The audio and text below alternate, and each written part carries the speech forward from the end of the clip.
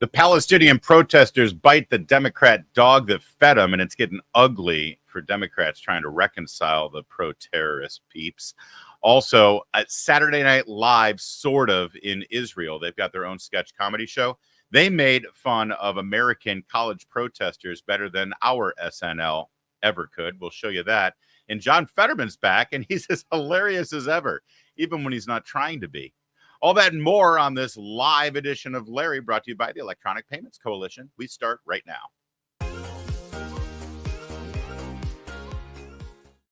They called them protests, but they sure looked pretty Hamas-erection-y, didn't they? In Washington, D.C., we saw tens of thousands of people supporting Hamas terrorists under the guise of Free Palestine. But of course, freeing Palestine means doing away with the state of Israel, and you just can't square that circle.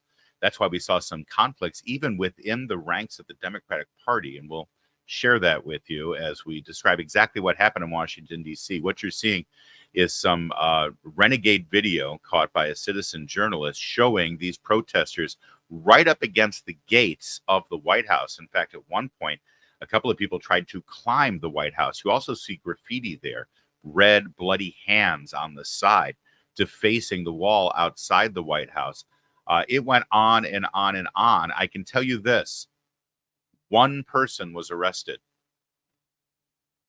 One person was arrested. Look at the vandalism. Look at the damage. Look at the attempt to... Let me just say, Mom and Pop Smith out there watching across the great fruited plain of the United States of America, you come here and visit the nation's capital, you come to Washington, D.C., go over to Lafayette Square and try to climb the fence to get into the White House, you're not going to get off scot-free, I assure you. Something bad will happen to you.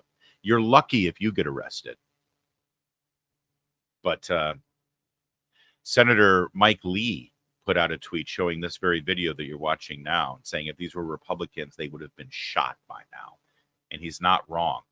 It was worse over in front of the former U.S. Post Office, which, by the way, also used to be the Trump Hotel in Washington, D.C. There's a statue of Benjamin Franklin there because he invented the U.S. Post Office. And as you can see, it's being defaced. They climbed up on top of the statue of Ben Franklin and put a pro-terrorist rag across his head. That wasn't the only thing that we saw in Washington, D.C., though. It was ugly. Hang on. Let me go back to these guys here. They also defaced the statue of the Marquee de Lafayette in front of the White House, Lafayette Square. Don't they know that's a main character in Hamilton? They also left that Palestinian flag right there in Lafayette's stirrup. Remember those images. We're going to come back to them. This also was a great moment in free speech history. Pictures of Joe Biden and other international leaders, including Benjamin Netanyahu, and the flag of Israel set on fire. You know, all they're looking to do is free the innocent Palestinian people. This is really all peaceful. It's not about destroying Israel. It's not anti-Israel at all. I mean, sure, they're burning the Israeli flag. But yeah, from the river to the sea, it's just an aspirational suggestion. Here's what really bothers me. Clearly, nobody has told all of these pro-Hamas, pro-terrorist demonstrators who are burning Joe Biden's picture and burning the Israeli flag, no one's informed them that we've set up a commission against Islamophobia. I mean, come on, guys. We're fixing the problem here, right? And then there's the way the media covered the story this morning. This is Mary Bruce of NBC News. She put up these pictures of the gates that I was just describing to you. You see all the bloody handprints on them with the Free Palestine message scrawled across it. This is the gate to the White House. You can see 1600 Pennsylvania right there in the background, right? And on both sides, completely defaced with red paint. And what did Mary Bruce of NBC News say? The White House gates this morning after passionate protests over the weekend. They were passionate protests. As our friend Molly Hemingway over at the Federalist said, if you're trained to notice subtleties, you can detect an hold on, let me blow it up so y'all can see it better. If you're trained to notice subtleties, you can detect an ever so slight difference in how the corporate media talk about left-wing protests versus right-wing protests. That's right. When it's a left-wing protest against Israel, our ally, it's a passionate protest. Yeah. It's a passionate protest. You really do. It's almost like it's like a hidden code. You have to really look carefully and have a trained eye to see the distinction there between how the media treat left-wing protests and right-wing protests. A pro-Trump demonstration versus a pro-Hamas demonstration. A pro-Hamas demonstration is passionate. A pro-Trump demonstration is MAGA fascist. Remember the statue of Marquee de Lafayette and the desecration of his statue? This morning in the aftermath, an African-American commentator took his camera out in front of that statue and had quite a bit to say. The White House gates have been vandalized. The streets are strewn with trash. But the biggest insult is here in Lafayette Park with General Lafayette. The Palestinian flag was raised and it still remains. And they have this free Palestinian graffiti. They have it here. The General Lafayette and his compatriots, Free Palestine, they have raised the Palestinian flag on the grounds of the White House at Lafayette Park. And walk around with me. Look at this. I've never been so outraged. They've raised the Palestinian flag and more graffiti. More graffiti. Look at this. Free Palestine. You see this? Free Palestine. And look at this sign. Look at this sign. Decolonize Palestine. Decolonize the United States. Workers' World Party. It is unreal. It is unreal. I hate to even touch it. This is what we've become. How can we allow this?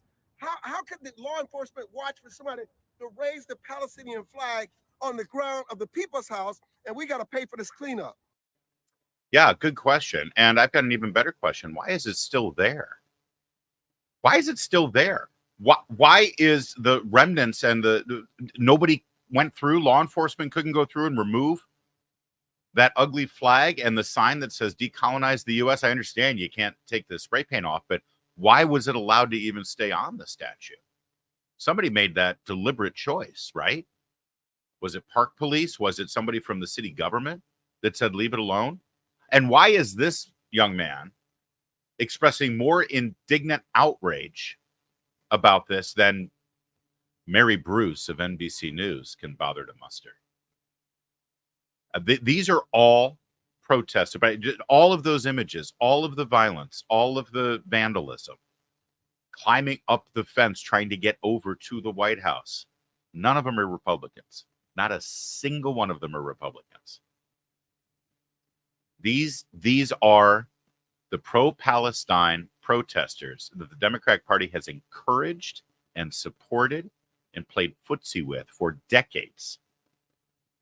You know, telling them that Republicans were Islamophobes and Republicans were anti-Muslim. And they've been preying on this since post 9/11, falsely accusing conservatives and Republicans of hating Muslims and hating, any kind of Arab country, when in fact, we're fine with Arab countries who also hate terrorism. We're fine with any Muslim who also will decry terrorism. But they've been preying on this and exploiting these people, telling them that we're trying to hurt them and we're trying to marginalize them. So they jump on board. They start voting Democrat out of fear. And now this is what they've encouraged. This is what they've engendered. And now Joe Biden can't turn away from them. If you're wondering why the Democrats, the leadership, has not come out against Rashida Tlaib, why they haven't said, she's wrong and I condemn her remarks, why they haven't punished her for siding with the terrorists, the question can be answered with one word: Michigan. She is a congresswoman from Michigan in the suburbs of Detroit, Dearborn, a region that has attracted millions of Arab and specifically Palestinian voters. She represents them. they will vote the way Rashida Tlaib tells them to vote. Joe Biden will not represent our ally and our friend Israel. And oh, by the way, moral clarity at a time where it's not real complex as to who the bad guys and good guys are. He won't tell it like it is because he's terrified of losing Michigan. And so's the whole party. And so here we are. Here we are indeed. Let's take a quick moment to tell you about the big box bill, or as we like to call it, the big box bait and switch. Get the information at the bigboxbaitandSwitch.com. Big box retailers like Walmart and Target, they want a huge handout from Congress. We're talking billions of dollars, while consumers and small businesses are left to pay the bill. Retail giants are currently lobbying Congress right now as we speak for legislation that would create this harmful credit card routing mandate that, of course, they can absorb the costs for, but it's going to hurt the small businesses and entrepreneurs. And also, it's going to cut into all of those credit card rewards programs that we love so much. It's going to pump billions of dollars into large companies. By the way, you want to know how we know that that's what's going to happen? Because they've already done this once with a thing called the Durbin Amendment about 10 years ago. And these companies got a huge windfall on the back of consumers, and none of it came back to us in the costs of in the tune of lower costs and cheaper prices. They've done it before. They're trying to do it again. Stop this legislation.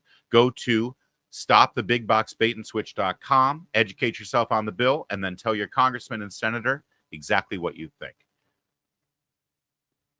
All right, moving on. Another kind of protest, but this happened over in Gaza. You've been hearing a lot about how Gaza has no water and Gaza has no electricity and Gaza has no fuel, right? You hear that all the time. We have to feed more humanitarian aid into Gaza. We need a ceasefire so they can get their fuel and their electricity and their water back. Well, we know where the water went because we've seen the video of how they dig up water pipes from the ground and turn them into rocket launchers to kill Israelis. And we know that they're not out of fuel because we see them lob rockets into Israel day after day after day. And those rockets are fueled by, well, fuel. But what about electricity? We keep hearing that the hospitals and ventilators and various little life support systems for infants are about to get shut down because there's no electricity in the Gaza territory. Well, look at this video. The leadership over in the Gaza territory set up a widescreen television there in a public square, and they were showing a propaganda film to the masses. And look at all the people in the crowd holding up their cell phones. You can see the flashlights are on, their smartphones. They're all cheering. They're all taking video.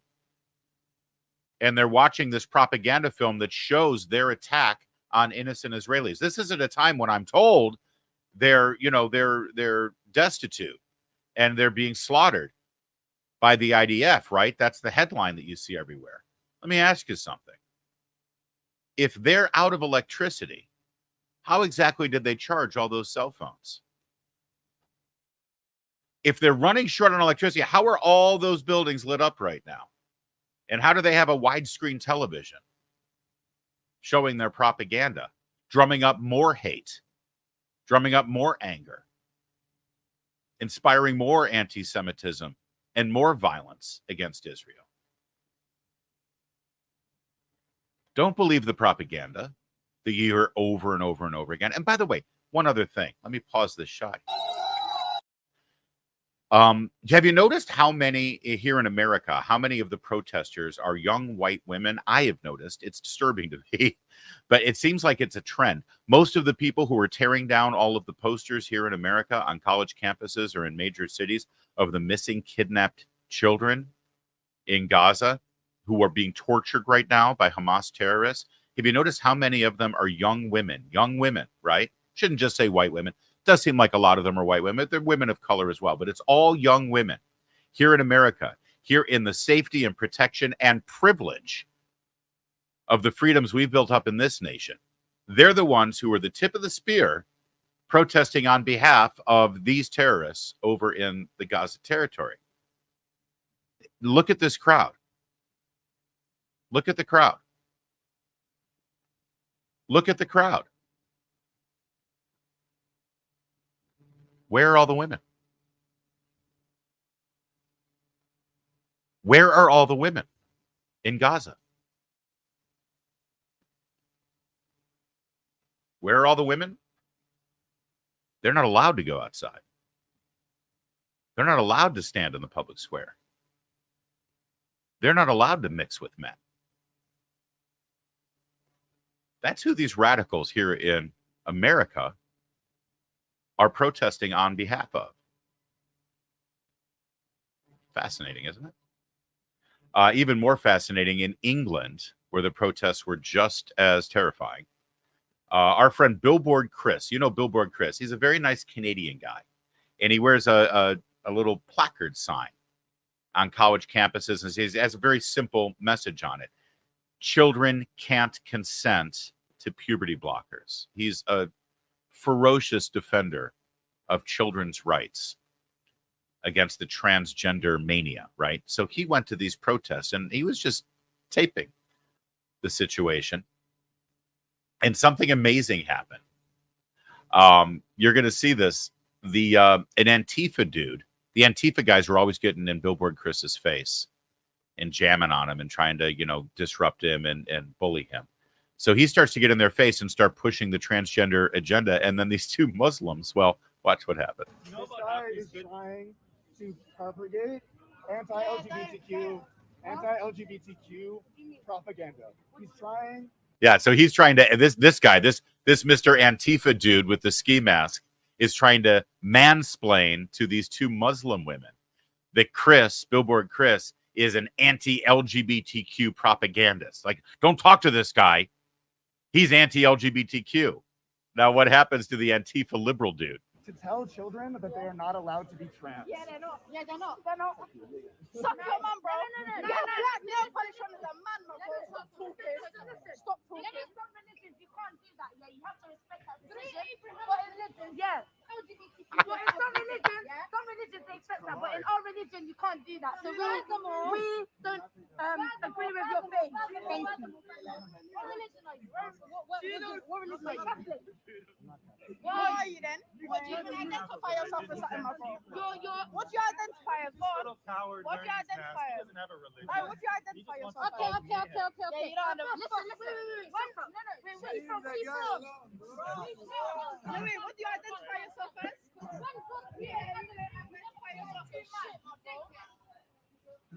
You don't have to be filming. That is so beautiful. This guy is trying to tell kids that they can't change their gender. And the two young Muslim women are going, no, they can't. They can't. What? And then they start getting in his face. What do you identify as? I want you to watch that part again, because watch the cognitive recognition on the slimy socialist commie dude who's trying to push the transgender ideology. Watch his face when he realizes, oh, we're not allies on this. Trying to tell children that they are not allowed to be trans. Yeah, they're not. They're not. Suck your mum, bro. No. Black nail polish on is a man, bro. Stop talking. Stop talking. Some religions, you can't do that. Yeah, you have to respect that decision. But in religion, yeah. But in some religions they expect that. But in our religion, Look at his face. Look at his face. Oh, crap. I do like that she also makes fun of his black nail polish, too. That's and all. Listen, the only winner in this entire scenario, of course, is Billboard Chris. The guy's amazing. But did you notice also the Muslim women? They keep their faces covered, which, by the way, I recognize in some sects of Sharia law, you have to do that. But I don't think that's why they were keeping their faces covered. I think they were trying to cover their identity. But I love the people who cover their faces, and then when they need to make a point, they pull it down and start talking. It's like Joe Biden during COVID, right? Always keep the virtue signaling mask on and then take it down whenever you need to talk and make a point. I don't think that mask is doing for you what you think it should be doing. Over in Israel, they have their own version of Saturday Night Live. It's like a sketch comedy show. Now, there's not a live audience. And whenever you do comedy without a live audience, sometimes it feels like it's falling on its face. That's why, like on the Daily Show, they have this like live audience that for an hour they've been, giving cocktails to and getting pumped up with like 3 different stand-up comedians to get them loose and in a mood. So even when there's a stupid joke, you hear all these, laughing hyenas. Have you ever noticed that? Over on this show, they don't have a live audience, but we're going to play this sketch for you that they did because it's funny even without the audience, and even more importantly and more instructive, it's the kind of sketch comedy that Saturday Night Live today would never do.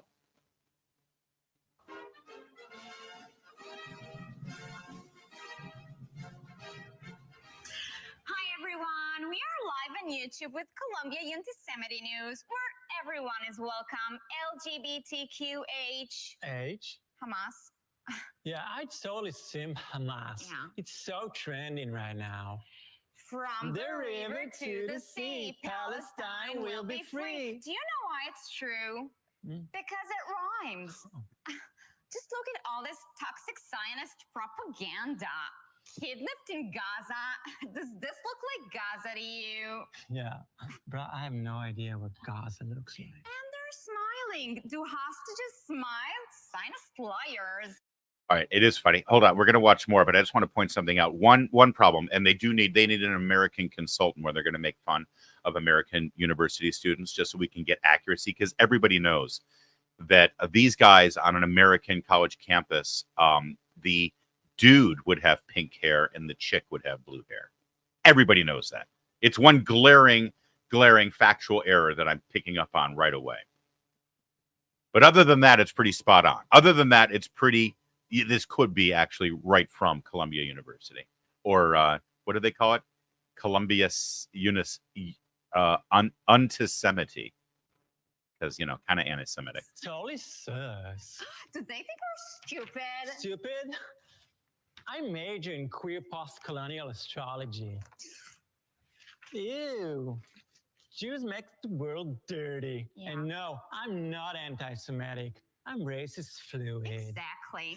And now for a little break from all this activism, we want to say hello to our BFF, Bestie freedom fighter, Abu Fatwa in Gaza. Salam alaikum. Alaykum as-salam, and inshallah, Allah will kill you all infidels. Thank you so much for joining us. Love the headpiece, the all oppression chic. Very drip. Mr. Fatwa, how are you? Are you safe? Oh yes, I'm safe. I'm in a tunnel under the Gaza hospital. Above me, I have Allah and 2 million civilians protecting me. Community is so important these days. Do you need like humanitarian aid, food, fuel, medicine? It's okay, I have everything. I'm only hungry for rockets. As long as it's organic. Yeah. I wish I just could be there with you. You can come to Gaza anytime and we will throw you from the roof, you homosexual dirt. Do you hear? Bro, want to throw me a rooftop party? They are so welcoming and inclusive. So shukran. And you are also very welcome to come here to America. We will come. First we finish with Israel and America is next. Great. So I guess we'll see you soon. Yes, it would be a blast. Can't wait. It will be so multicultural. Ya Allah, you are so stupid. Thank you so much, Abu. We love you. I won't even bother killing you. It's a waste of bullets. Good vibes only. It's better you just kill yourself. Okay, bye. Die. From the river to the sea, Palestine will be Jews free. Yeah, that sounds better. It is better. Yeah, it's funny. It's very funny, and no, Saturday Night Live would never do that sketch. You will never see anyone at Saturday Night Live come up with a sketch like that, or even close to it. Why? Why? You know why. In England, we had another one of those protests, the climate people. Boy, the climate people are really passionate, aren't they? And this protest, once again, was in an art gallery, and they're once again destroying a masterpiece. Women did not get the vote by voting. It is time for deeds and not words. It is time to just stop oil. Politics is failing us. Politics failed women in 1914.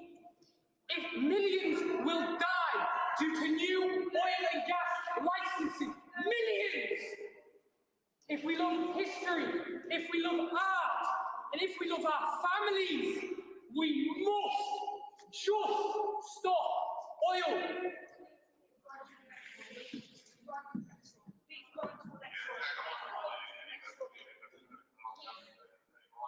Please go to the next row, please. All right, there you go. They're passionate and they're exciting, and that's all that matters.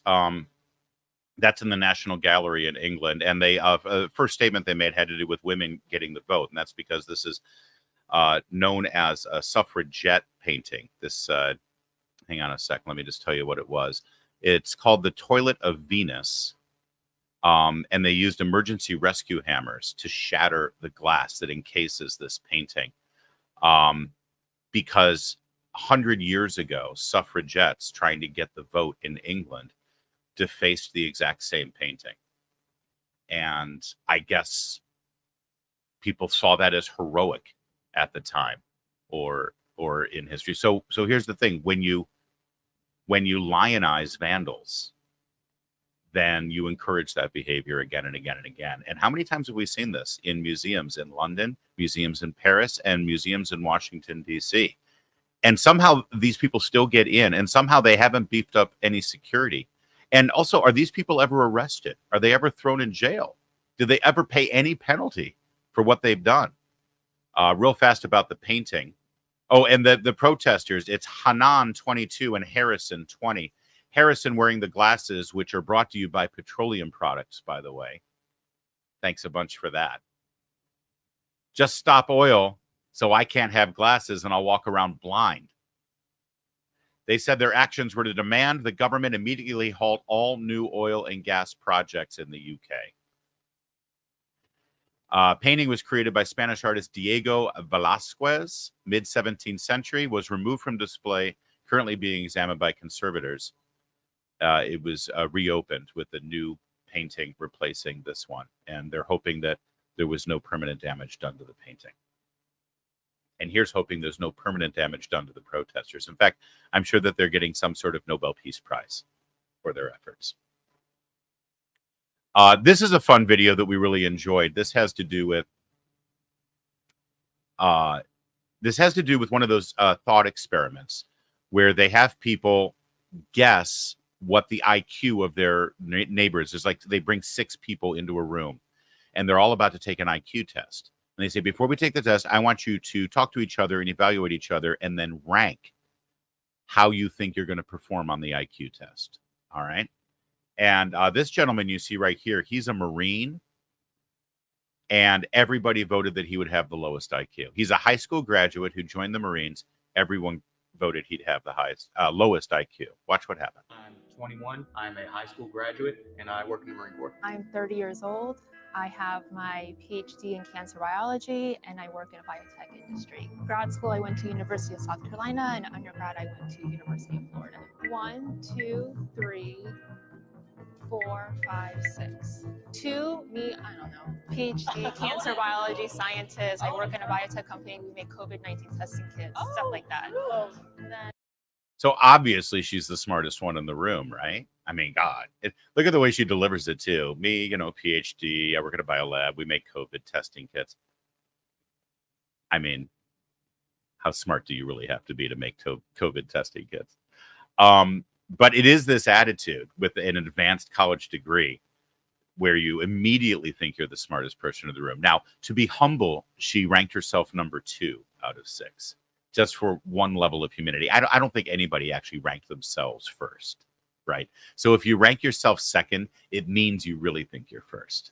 And then she's going to explain why she put the high school grad Marine in last place. and 6. It has nothing to do with your background. I don't think you really have the highest EQ out of all of us. Tyler, he ranked last for me personally because the way he carries himself. He was ranking intelligence based on his point of view and not taking in other people's point of views. So number 1. It has nothing to do with your background. It's just the way you carry yourself. No, I guarantee you it has 100% to do with your background. The fact that he has a Marine Corps haircut and is a high school graduate. And this is really important because for some reason in our society and in our culture, we have conflated the idea of intelligence with education. You could be really, really educated, like super educated, overeducated, and be absolutely brain dead moronic. How many of you have met somebody with an advanced college degree and they are just stupid? Right? Being educated does not mean being intelligent. So now they're sitting, and just so you know, this is sort of crazy. The highest ranking is on the right. Okay, so the dude in the gray shirt is the one that everybody ranked first, or what the average rankings came out to. The chick that you just saw in the red pants, she's second, all the way down to the left side of your screen, where our pal Tyler, the Marine with a high school education and the mustard colored jacket, he's ranked last consistently across the board. That's how they're ranked. So now they're going to put them in the actual order. 1 is Raymond. Number 2 would be Haley. Number 3 will be Tyler. And number 4 would be Shada. Number 5 is Sean. And number 6 is Maria. So there you go. He was actually, he ended up ranked third out of the 6. And this is what tells you this made for YouTube social experiment is actually genuine. Because if it was something that they had already sort of predetermined the outcome, then the high school graduate Marine would have been number 1, right? It's like they sort of stacked the deck. No, he ended up middle of the pack, really, 3 out of 6. But the arrogant, obnoxious, snotty woman who ranked herself number 2, which really means number 1, and put the Marine in the back, she ranked number 6. She was actually the lowest IQ of all the people in the room.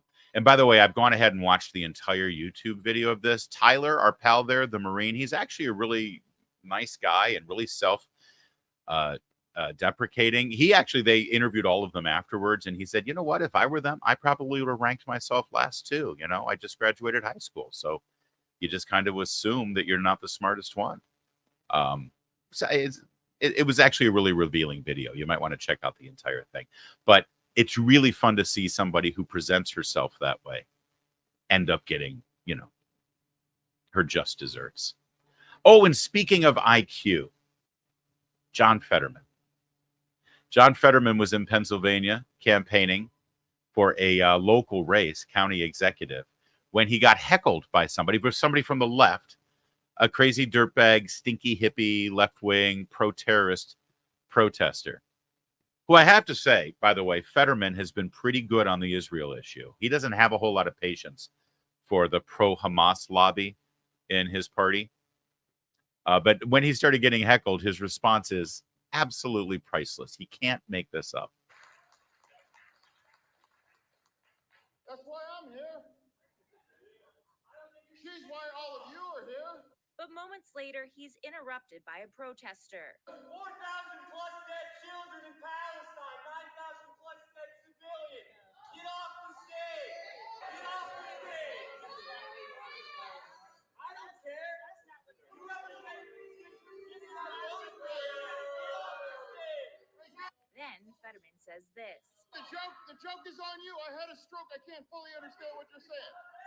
The man is eventually escorted out by police as he tells the senator to go home. Another protester speaks. Joke's on you. I have no idea what you're saying. Joke's on you. I had a stroke and my brain doesn't totally function. Joke's on you. You're wasting your time. I have no actual comprehension of language. And I'm a senator. I'm your senator. Joke's on you. You voted for me. I mean, where's the lie? He's kind of right about that. He's still a disaster, though. But the joke is on everybody in Pennsylvania. This is what you got. Joke's on you.